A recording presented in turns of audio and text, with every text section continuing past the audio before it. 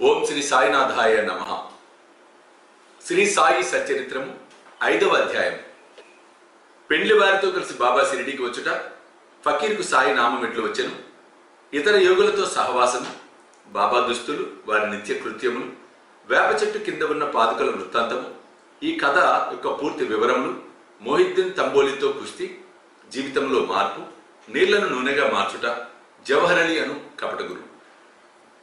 పెండ్లి వారితో కలిసి బాబా షిరిడీకి తిరిగి వచ్చుట. ఔరంగాబాద్ జిల్లాలో దూప్ అను గ్రామం కలదు.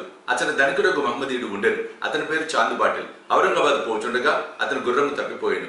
2 మాసములు వెతికినను దాని అంతు దొరకకుండెను. అతడు నిరాశ చెంది భుజముపై జీను వేసుకొని ఔరంగాబాద్ నుండి దూప్ గ్రామమునకు పోచుండెను. సుమారు 9 మైళ్ళు నడిచిన పిమ్మట ఒక మామిడి చెట్టు వద్దకు వచ్చాను.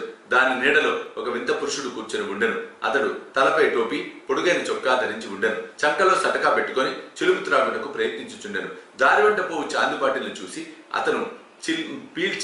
అతనిని పిలిచి చిలుము త్రాగి కొంత తడవు విశ్రాంతి కొనుమనెను. జీను గురించి ప్రశ్నించాను. అది తాను పోగొట్టుకుని నా గుర్రముదని చాందుబాటిల్ చెప్పాను. ఆ దగ్గరలో ఉన్న కాలువ పక్కన వెతుకుమని ఫకీర్ చెప్పాను. అతనికి పోయి గడ్డి మేయించిన గుర్రమును చూసి ఆశ్చర్యపడాను.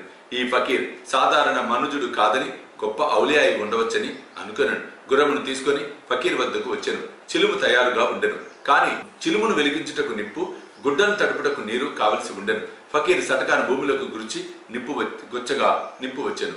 మరలా అక్కడే సటకాతో నేలపై మోదగా నీరు వచ్చాను. ఫకీర్ చప్పి అంటే గుడ్డ ముక్కను ఆ నీటితో తడిపి నిప్పుతో చిలుమును వెలిగించాను. అట్లా సిద్ధమైన చిలుమును ఆ ఫకీర్ తాను పీల్చి తర్వాత చాందుబాటిల్కి అందించారు. ఇదంతా చూచి చాందుబాటిల్ చకితుడైన ఫకీర్ తన గృహమును అతిథిగా రమ్మని చాందుబాటిల్ వేడెను. ఆ మరుసటి దినమే ఫకీర్ పాటిల్ ఇంటికి పోయి అచ్చట కొంతకాలం ఉండెను. ఆ పాటిల్ గ్రామంలో మునసబు. అతని భార్య తమ్ముని కొడుకు పెండ్లి సమీపించారు. పెళ్లి కూతురిది షిరిడి గ్రామం. అందుచే కావలసిన సన్నాహములన్నీ చేసుకుని పాటిల్ షిరిడి ప్రయాణం అయ్యాను. పెండ్లి వారితో కలిసి ఫకీర్ కూడా బయలుదేరాను. ఎట్టి చిక్కులు లేక వివాహం జరిగిపోయాను. పెండ్లి వారు దూప్ గ్రామం తిరిగి వెళ్ళేది. కానీ ఫకీర్ మాత్రము షిరిడిలో ఆగి అచ్చటనే స్థిరముగా ఉండేది. ఫకీర్కు సాయినామం ఎట్లు వచ్చాను. పెండ్లి వారు షిరిడి చేరగానే ఖండోబా మందిరమున సమీపమున ఉన్న భక్త మనసాపతి పొలములో ఉన్న మర్రి చెట్టు కింద బస చేసిరి. ఖండోబా మందిరమునకు తగిలి ఉన్న ఖాళీ జాగాలో బండ్లు విడిచిరి. బండ్లలో ఉన్న వారి ఒకరి తర్వాత ఒకరు దిగిరి.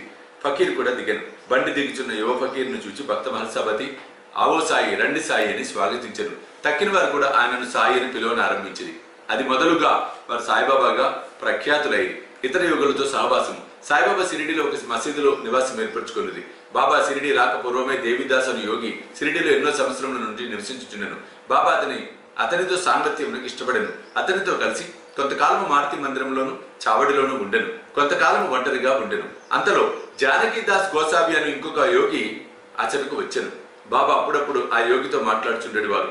లేదా బాబా ఉండి చోటుకు జానకీదాస్ పోవచుండెను. అటులనే పూనా తాంబే నుండి ఒక వైశ్య యోగి షిరిడి వచ్చుచుండేవాడు. ఆయన గృహస్థుడు, పేరు గంగాగీర్. ఒకనాడు బాబా స్వయంగా కుండలతో నీళ్లు తెచ్చి పూల చెట్లకు పోయిచుండడు చూసి అతడు షిరిడి గ్రామస్తులతో ఇట్టనను, ఈ మని ఇచ్చట ఉండుడిచే షిరిడి పుణ్యక్షేత్రమైనది.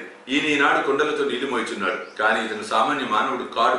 ఈ నేల నిజముగా పుణ్యం చేసుకున్నది కనుకనే సాయిబాబాను ఈ మనిని రాబట్టుకొనగలిగాను. ఏవలా గ్రామంలో ఉన్న మఠములో ఆనందనాథులను యోగి పుంగవుడు ఉండెను. అతడు అక్కల్కోట్కర్ మహారాజ్ గారి శిష్యుడు. అతను ఒకనాడు షిరిడి గ్రామ నివాసులతో బాబాను చూడవచ్చాను. అతడు సాయిబాబాను చూసి ఇట్లనెను, ఈయన ఒక అమూల్యమైన రత్నం. సామాన్య మానవుల వలె కనిపించుచున్నప్పటికీ ఈయన మామూలు రాయి వంటి వాడు కాడు. ఈయన ఒక అమూల్య వజ్రం. ముందు ఈ సంగతి మీకు తెలియగలదు. ఇట్లనుచు ఆనందనాథుడు తిరిగి యావలా వెళ్ళాను. ఇది సాయిబాబా యవనమున జరిగిన సంగతి. బాబా దుస్తులు వారి నిత్యకృత్యములు.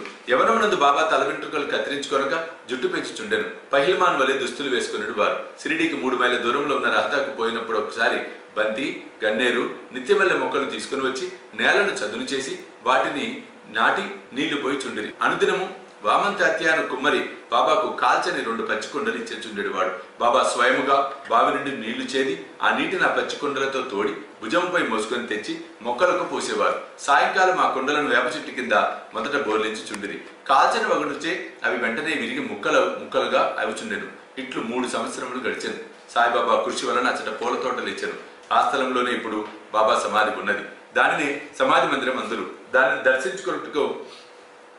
దర్శించుట కొరకే అనేక మంది భక్తులు విశేషంగా పోచున్నారు.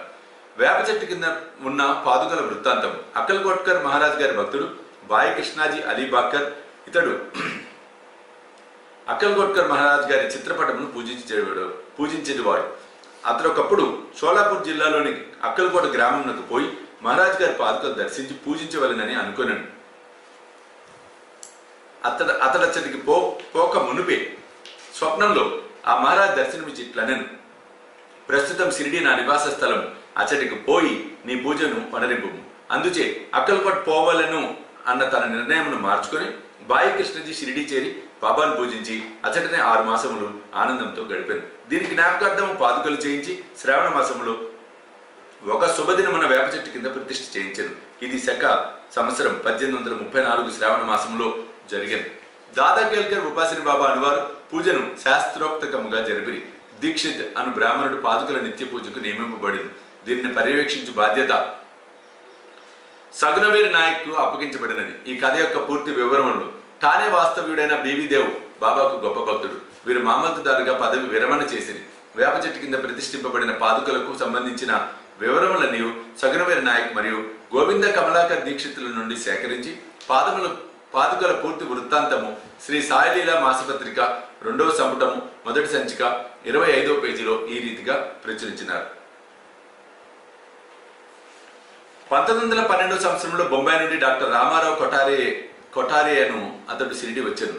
వారితో పాటుగా అతని కాంపౌండర్ను మరియు అతని మిత్రుడైన బాయి కృష్ణజీ అలీబాకర్ అను అతడు వెంట వచ్చింది.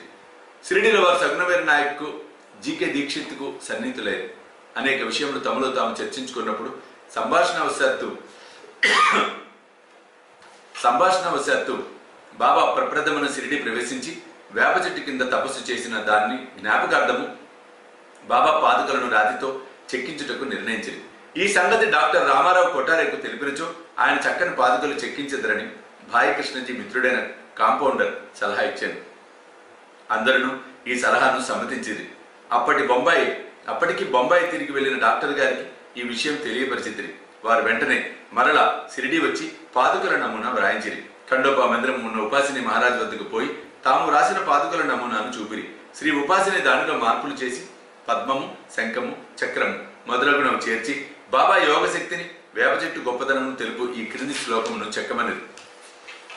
సదా నింబవృక్షస్య మూలాదివాసాత్ సుధా శ్రావిణం తిక్తమప్యప్రియంతం తరుం కల్ప వృక్షాధికం సాధయంతం నమామీశ్వరం సద్గురు సాయినాథం. ఉపాసిని సలహాను ఆమోదించి పాదుకలు బొంబాయిలో చేయించి కాంపౌండర్ ద్వారా పంపిరి. శ్రావణ పౌర్ణమి నాడు స్థాపన చేయమని బాబా ఆజ్ఞాపించారు. ఆనాడు 11 గంటలకు జీకే దీక్షిత్ తన శిరస్సుపై పాదుకలు పెట్టుకుని ఖండోబా మందిరం నుండి ద్వారకామాయికి ఉత్సవంతో వచ్చిరి. బాబా పాదుకలను స్పృశించి అవి భగవంతుని పాదుకలని నుడిబడి వారిని వేప చెట్టు మూలంన ప్రతిష్ఠింపుడని ఆదేశించారు. ఆ ముందు రోజు బొంబాయి నుండి పాస్తా సేట్ అను పార్సీ భక్తుడు మనియార్డన్ ద్వారా 25 రూపాయలు పంపారు. బాబా పైకమును పాదుగా ప్రతిష్టకు ఖర్చు నిమిత్తం ఇచ్చారు. మొత్తము 100 రూపాయలు ఖర్చయినవి. అందులో 75 రూపాయల చందాల ద్వారా వసూలు చేసిరి. మొదట 5 సంవత్సరములు జీకే దీక్షిత్ ఈ పాదుకలకు పూజ చేశారు. తర్వాత లక్ష్మణ్ కచేశ్వర్ ఝాకడే అను భక్తుడు అను బ్రాహ్మణుడు పూజ చేయుచుండెను.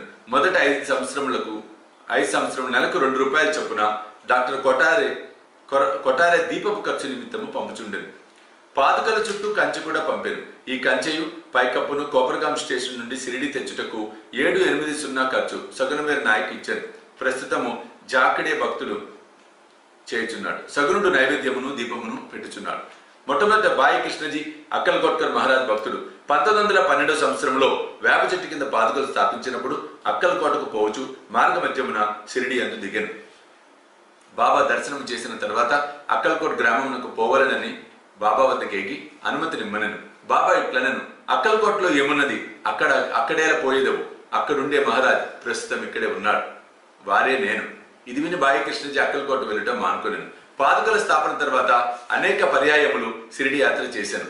హేమాడ్ పంతుకు ఈ వివరములు తెలిసి ఉండవు. తెలిసి ఉన్నచో సచ్చరిత్రలో వ్రాయుట మాని ఉండరు. మొయిద్దీన్ తంబోలితో కుస్తీ జీవితంలో మార్పు. షిరిడి గ్రామంలో కుస్తీలు పట్టుట వాడుక. అచ్చట మొయిద్దీన్ తాంబోలి అనువాడు తరచుగా కుస్తీలు పట్టేవాడు. వారికి బాబాకు ఒక విషయంలో భేదాభిప్రాయం వచ్చి కుస్తీ పట్టింది. అందులో బాబా ఓడిపోయాడు. అప్పటి నుండి బాబాకు విరక్తి కలిగి తన దుస్తులను నివసించి రీతిని మార్చుకొనెను. లంగోటిని బిగించుకొని పొడవాటి చొక్కా తొడుక్కొని నెత్తిపైన గుడ్డ కట్టుకునేవారు. ఒక గోనెముక్కపై కూర్చునేవాడు. చినికి గుడ్డలతో సంతృష్టి చెందేవారు. రాజభోగము కంటే దారిద్ర్యమే మేలని నుడివిడివారు. పేదవారికి భగవంతుడు స్నేహితుడు అనేవారు. గంగాగిరికి కూడా కుస్తీలు ఎందుకు ప్రేమ. ఒకనాడు కుస్తీ పట్టుచుండగా అతనికి వైరాగ్యము కలిగాను. అదే సమయమున దేహమును దమించి దేవుని సహవాసం చేయమని ఒక అశరీరవాణి అతనికి వినిపించారు. అప్పటి నుండి గంగాగిరి సంసారము విడిచెను. ఆత్మ సాక్షాత్కారం కొరకు పాటుపడాను. పూనా తాంబే దగ్గర నది ఒడ్డున ఒక మఠమును స్థాపించి తన శిష్యులతో నివసించుచుండెను. సాయిబాబా జనులతో కలిసి మెలిసి తిరిగేవారు కాదు. ఎవరితోనూ తమంతట తాము మాట్లాడేవారు కాదు. ఎవరైనా ఏదైనా అడిగిన దానికి మాత్రం జవాబిచ్చేవారు. దినములు ఎక్కువ భాగం వేప చెట్టు నీడనేందు, అప్పుడప్పుడు ఊరవతలున్న కాలువ ఒడ్డున గల తుమ్మ చెట్టు నీడన కూర్చునేవారు. సాయంకాలం ఊరికనే కొంత దూరం నడిచేవారు. ఒక్కోసారి నీమ్గాం పోచుండేవారు. నీమ్గాంలో బాబాసాహెబ్ డెంగలే ఎందు బాబాసాహెబ్ త్రయంబక్జీ డెంగలే అన్న అతని ఇంటికి తరచుగా పోయేవారు. బాబాసాహెబ్ డెంగలే ఎందు సాయిబాబాకు మిక్కిలి ప్రేమ. అతని తమ్ముని పేరు నానాసాహెబ్. అతడు 2 వివాహములు చేసుకున్నాను. సంతానం కలుగలేదు. బాబాసాహెబ్ డెంగలే తన సోదరుని సాయిబాబా వద్దకు పంపాను. బాబా అనుగ్రహించే నానాసాహెబ్కు పుత్ర సంతానం కలిగాను. అప్పటి నుండి బాబాను దర్శించుటకు ప్రజలు తండోపతండములుగా రాసాగిరి. వారి కీర్తి అంతటను వెల్లడి అయ్యాను. అహ్మద్ నగర్ వరకు వ్యాపించాను. అక్కడి నుండి నానాసాహెబ్ చందోర్కర్, కేశవ చిదంబరం మొదలుగా గల అనేక మంది భక్తులు షిరిడీకి వచ్చుట ప్రారంభించింది. దినమంతయు బాబాను భక్తులు చుట్టుముట్టి ఉండేవారు. రాత్రి ఎందు బాబా పాడుబడిన పాత మసీదు ఎందు శయనించేవాడు. పొగ పీల్చుకొను, చిలిం గొట్టము, కొంత పొగాకు, ఒక రేకు డబ్బా, కఫ్ని, తలగుడ్డ ఎల్లప్పుడూ దగ్గర నుంచుకున్నటకు సటక మాత్రమే అప్పట్లో ఆయనకున్న సామాన్. తలపై ఒక గుడ్డను చుట్టి దాని అంచులను జడవలే మెలిబెట్టి ముడివేసి ఎడమ చెవిపై నుంచి వెనుకకు వేలాడునట్లు వేసుకునేవారు. తమ దుస్తులను వారముల తరబడి ఉతకకుండా ఉంచువారు. చెప్పులు తొడిగేవారు కారు. దినమంతా గోనగుడ్డుపై కూర్చునేవారు. లంబోటి కట్టుకునేవారు. చలి కాచుకున్నట్టుకు దునికెదురుగా కొయ్య చేపట్టుపై తమ ఎడమ చేతిని ఆంచి దక్షిణముఖంగా కూర్చునేవారు. ఆ దునిలో అహంకారమును, కోరికలను, ఆలోచనలు ఆవుతి చేసి అల్లా యజమానిని పలికేవారు. మసీదులో 2 గదుల స్థలము మాత్రం ఉండేను. భక్తులందరూ అచటనే బాబాను దర్శించుచుండిరి. 1912 తదుపరి మసీదు కొన్ని మార్పులు చేయబడినవి. పాత మసీదును మరమ్మతు చేసి నేలపై నగిషీరాలు తాపన చేసిరి. బాబా ఈ మసీదు రాక పూర్వము తకియాలో చాలా కాలం నివసించిరి. బాబా తమ కాళ్లకు చిన్న గజ్జలు కట్టుకొని సొగసుగా నాట్యం చేసేవారు. భక్తి పూర్వకమైన పాటలు పాడేవారు. నీళ్లను నూనెగా మార్చుట. సాయిబాబాకు దీపములను చాలా ఇష్టము. ఊరిలో నూనెను విక్రయించు షావుకారులను నూనె అడిగి తెచ్చి మసీదునందు రాత్రంతా దీపములు వెలిగించేవారు. కొన్నాళ్ళు ఇట్లు జరిగాను. ఒకనాడు నూనె ఇచ్చి దుకాణదారులందరూ కూడబలుకొని బాబాకు నూనె ఇవ్వకూడదని నిశ్చయించుకున్నది. బాబా వారి దుకాణంలోకి ఎప్పటి వలె పోగా నూనె లేదనిది. బాబా కలత చెందక వట్టి ఒత్తులు మాత్రమే ప్రమిదిలో పెట్టి ఉంచాను. నూనె వ్యాపారుల ఆసక్తితో ఇదంతా గమనించుచుండిరి. అడుగున 2-3 నూనె చుక్కలున్న తంబిరీలు తమ రేకు డబ్బాలో నీటిని పోసి కలియబెట్టి ఆ నీటిని త్రాగివేసిరి. ఈ విధంగా రేకు డబ్బాలో నూనె అవశేషమును పావనం చేసిన పిమ్మట మరల డబ్బాతో నీరు తీసుకొని ఆ నీటిని ప్రమిదల్లో నింపెను. దూరముగా నిలిచి పరీక్షించుచున్న దుకాణదారులు విస్మయమందునట్లు ప్రమిదల నీవు తెల్లవారు దాకా చక్కగా వెలుగుచుండెను. ఇదంతా చూచి ఆ షావుకారులు పశ్చాత్తాపడి బాబాను మన్నింపమని కోరిరి. బాబా వారిని క్షమించి ఇకపైనను సత్యమును అంటిపెట్టుకుని ఉండుడని హితవు పలికెరు. జవహర్ అలీని కపట గురువు పైన వివరించిన కుస్తీ జరిగిన 5 ఏళ్ల తర్వాత అహ్మద్ నగర్ నుండి జవహర్ అలీ అను ఫకీరు ఒకడు శిష్యులతో రాచా వచ్చెను. వీరభద్ర మందిరమునకు సమీపంలో ఉన్న స్థలంలో దిగెను. ఆ ఫకీర్ బాగా చదువుకున్నవాడు. ఖురాన్ అంతయు వల్లించగలడు. మధుర భాషణుడు. ఆ ఊరిలోని భక్తులు వచ్చి వాడిని సన్మానించుచుండేవారు. వారి సహాయంతో వీరభద్ర మందిరమునకు దగ్గర ఈద్గా గోడను నిర్మించుటకు పూనుకొనెను. ఇదుల్ ఫితర్ పండగ నాడు మహమ్మదీయులు నిల్చొని ప్రార్థించు గోడయే ఈద్గా. ఈ విషయంలో వివాదము లేచి అది ఘర్షణలకు దారి తీసెను. దానితో జవహర్ అలీ రాతా విడిచి షిరిడి చేరి బాబాతో మసీదునందుండా సాగెను. ప్రజలు వాని తీపి మాటలకు మోసపోయారు. అతడు బాబాను తన శిష్యుడని చెప్పువాడు.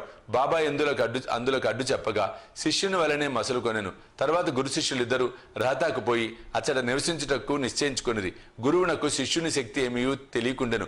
శిష్యుడికి మాత్రం గురువు యొక్క లోపములు బాగా తెలియను. అయినప్పటికీ బాబా కపట గురువును ఎప్పుడు అగౌరవించక శిష్య ధర్మమును శ్రద్ధగా నెరవేర్చుచుండేవారు. అప్పుడప్పుడు వారిరువురు షిరిడీకి పోయి షిరిడీకి వచ్చిపోయిచుండేడు వారు. కానీ అధికంగా రహతాలోనే నివసించేవారు. షిరిడీలోని సాయి భక్తులకు బాబా ఈ విధంగా రహతాలో ఉండుట ఎంత మాత్రం ఇష్టం లేకుండెను. అందుచే వారందరూ కలిసి సాయిబాబాను మరల షిరిడీకి పిలుచుకుని వచ్చుటకు రహతా వెళ్ళిరి. వారు రహతాలో ఈద్గా వద్ద బాబాను ఒంటరిగా చూసి వారిని తిరిగి షిరిడీకి తీసుకుని పోవుటకై వచ్చినామని చెప్పిరి. జవహర్ అలీ ముక్కోపని ఆయన తనను విడిచిపెట్టడని, అందువలన వారు తమ యందు ఆశను విడిచి ఫకీర్ అక్కడకు రాక మునిపే వచ్చులోపే షిరిడి వెళ్ళుట మంచిదని బాబా వారికి సలహా ఇచ్చాను. వారిట్లు మాట్లాడుకొని చుండగా జవహర్ అలీ అక్కడికి వచ్చి బాబాను తీసుకుని పోనుటకు ప్రయత్నించుచున్న షిరిడి ప్రజలపై మండిపడెను. కొంత వాదోపవాదములు జరిగిన పిమ్మట గురు శిష్యులు ఇరువురు తిరిగి షిరిడి పోవుటకు నిర్ణయమైనది. వారు షిరిడి చేరి అచ్చటనే నివసించుచుండిరి. కొన్ని దినముల పిమ్మట దేవిదాస్ ఆ కపట గురువును పరీక్షించి అతని బండారం బయటపెట్టెను. చాందుబాటిల పెళ్లి బృందంతో బాబా షిరిడి వచ్చుటకు 12 సంవత్సరముల ముందే 10-12 ఏళ్ల వయసులో దేవిదాస్ షిరిడి చేరను. వారు మారుతి దేవాలయంలో ఉండేవారు. దేవిదాస్ చక్కని అంగసౌష్ఠవము, తేజవంతములైన నేత్రములు కలిగి నిర్వ్యామోహిత అవతారం వలె జ్ఞాని వలె కనిపించుచుండెను. తాత్యా పాటిల్, కాశీనాథ్ షింపి మొదలుగా గల అనేక మంది దేవిదాసును తమ గురువుగా భావించేవారు. వారు జవహర్ అలీని దేవిదాస్ వద్దకు తీసుకుని వచ్చిరి. వారి మధ్య జరిగిన వాదములో జవహర్ అలీ చిత్తుగా ఓడిపోయి షిరిడి నుండి పలాయనం చిత్తగించెను. ఆ తర్వాత అతడు వైజాపూర్లో నుండి చాలా ఏండ్ల తర్వాత షిరిడి వచ్చి బాబా పాదములపై పడెను. తాను గురువు, సాయిబాబా శిష్యుడన్న భ్రమ వాని మనసు నుండి తొలగి తన ప్రవర్తనకు పశ్చాత్తాప పడెను. సాయిబాబా వానిని యథారీతిగా గౌరవంగానే చూశాను. ఈ విధముగా శిష్యుడు గురువునెట్లు గౌరవింపవలను, ఎట్లు అహంకార మమకారములను విడిచి శుశ్రూష చేసి తుదకు ఆత్మసాక్షాత్కారము పొందవలను బాబా ఆచరణాత్మకంగా నిరూపించెను. ఈ కథ భక్త మహల్సాపతి చెప్పిన వివరముల ఆధారముగా రాయబడినది. ఆ 5వ అధ్యాయము సంపూర్ణము. సర్వం శ్రీ సాయినాథ్ అర్పణమస్తు. శుభం భవతు.